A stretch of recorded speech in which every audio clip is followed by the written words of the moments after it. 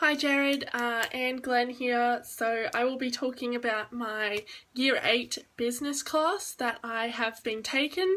I'm the only teacher that they've known. It was an 8-week rotation for the business class and I was there on day 1. The lesson that I'm analysing is the 7th lesson on finance and accounting. I did a lot of planning to try and make this lesson engaging and fun for them because finance and accounting typically isn't the most exciting topic. Again, all girls school, so there's 25 year 8s that I'm in charge of, and yeah, it was their 7th lesson. So quick rundown of what I did. We started off the lesson by everyone logging on to polleverywhere.com, which is an online live polling system that the girls can use. They can type in their answers and it comes up on the board, projected onto the screen. So I introduced the topic of finance and accounting, and we had up on my Prezi some key accounting terms that we would be looking at throughout the lesson.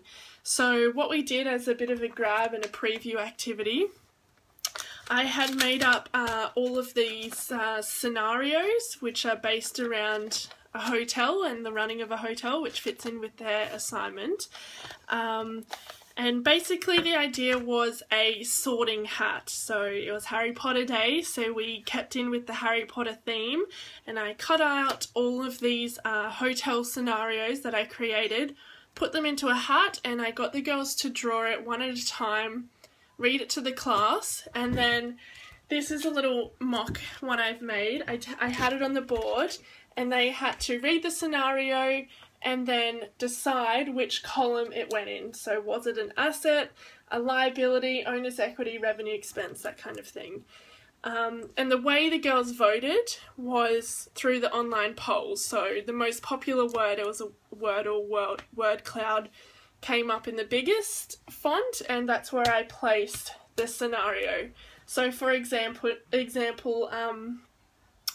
weekly earnings from your hotel day spa service. So obviously that's a form of revenue, so it goes in the revenue column.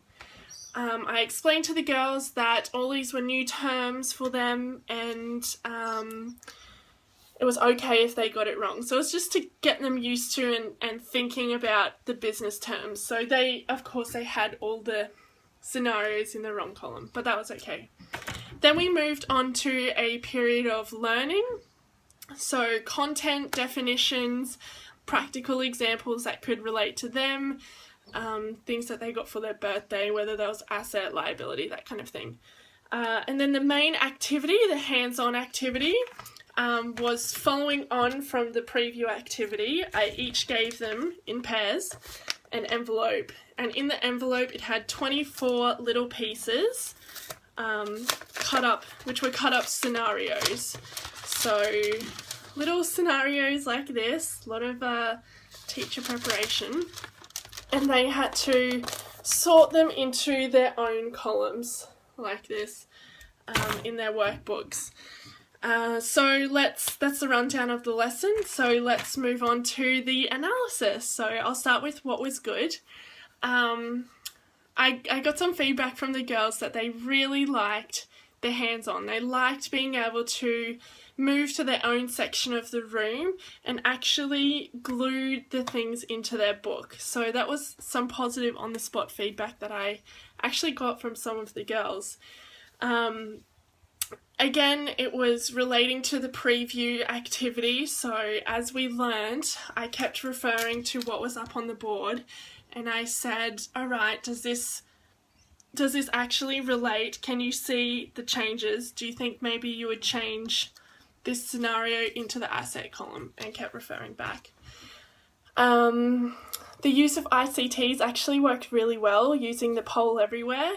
The girls could see it coming up live on the screen, and they would all give a little giggle when one of the scenarios got put in the owner's equity column, and maybe some of them knew that it definitely wasn't owner's equity.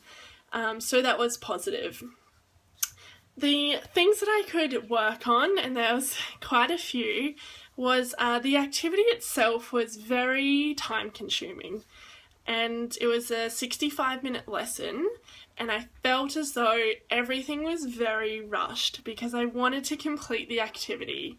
And in all of my lessons, I've just had so much stuff to put in there that I feel like I really pushed the girls to try and finish everything, when maybe it's okay to let it roll over into the next lesson. The actual envelopes, analysing how they worked, it's a lot of teacher preparation. Maybe in the real world it's not so realistic to have so many scenarios that are physically cut up. With a full workload, maybe that's not so realistic. Another thing is that having 24 pieces, when the girls are moving from their desk to the floor, a lot of them got dropped. So yeah, maybe I need to actually get them sitting in their spots before I give them the envelope, so then I don't have random pieces all over the floor. Another thing was that as we were going, I was walking around the classroom checking the girls, and they would come up to me and say, "Miss Glenn, can you come and check ours? We think we're finished," and they wanted punches on their loyalty cards, which I had created for them. So they're very excited about it, which is excellent to see. But as I was going round, I noticed that a lot of them had it wrong, and I was spending time explaining why.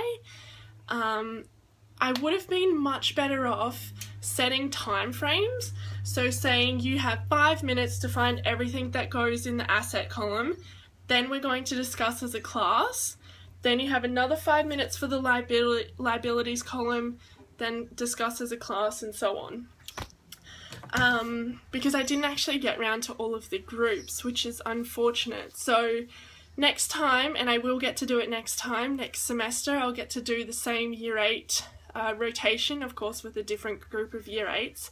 I will actually stop them every 5 minutes and go through all of the scenarios that should be in the assets column.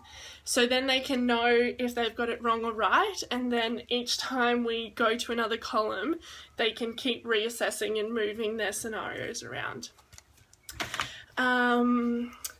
As for how I taught the lesson, again, it was quite rushed because I was really pushing to try and get this activity done, and I had promised the girls that we would be doing the activity, so they're really looking forward to it.